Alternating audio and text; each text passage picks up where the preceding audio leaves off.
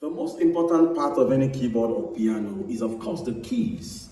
A standard full-size keyboard has 88 keys with 52 white keys and 36 black keys.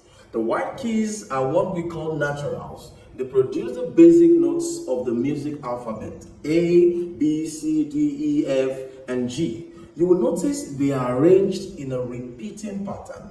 The black keys are the sharps and flats. They fill in the notes in between the white keys, creating all the other pitches we need to play music. Now, not all keys are created equal. The key action is how the keys feel and respond when you play them.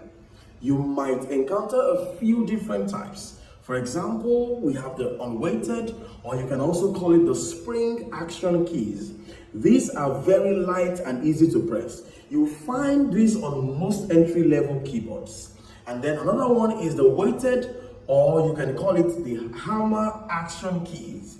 These are designed to mimic the feel of an acoustic piano, offering more resistance and a heavier touch.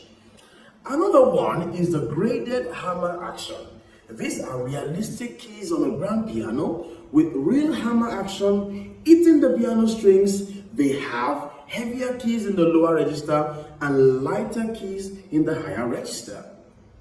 And now, how does the keyboard know which note you have played? Thanks to the internal sensors that detect when a key is pressed.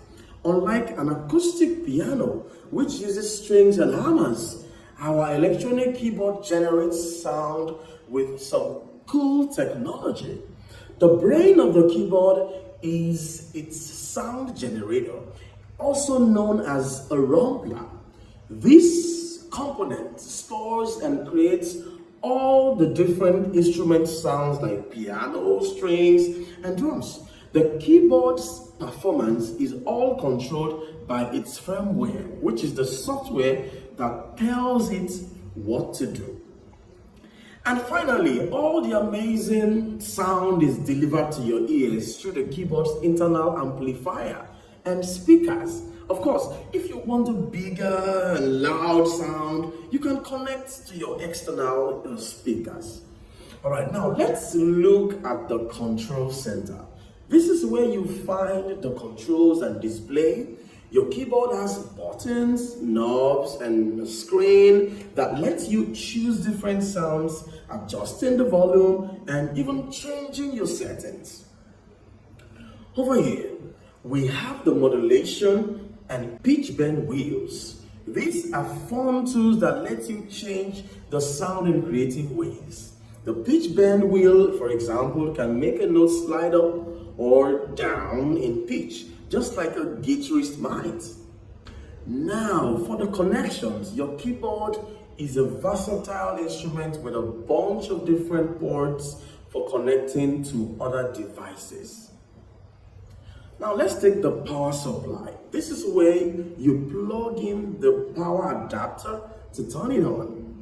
And then your output, you can use these jacks to connect your keyboard on an amplifier, a PA system, or an audio interface for your recordings. Now, let's talk about the USB and the MIDI ports. These are for connecting your keyboard to a computer or other MIDI devices. This lets you use your keyboard to control software instruments. Now, the headphone jack, this is very important for practicing quietly. The pedal input, this is where you plug in a sustain pedal. Let's talk about some essential accessories. Sustain pedal. The sustain pedal is crucial. When you press it, it holds the sound of the notes you played, letting them ring out. It's a key part of playing with your expression. Now let's talk about the music stand. This is where you place your music books or sheets during your practice. It's important to have one so you can keep your posture correct. And then your keyboard stand. Also, it's a good one for you to be able to, maintain your comfortability when you are playing the piano. So there you have it. a complete tour of your new keyboard. We have covered the keys, the actions, the electronics, the connections. Knowing this part will help you feel more confident as you begin your musical journey. See you in the next lesson.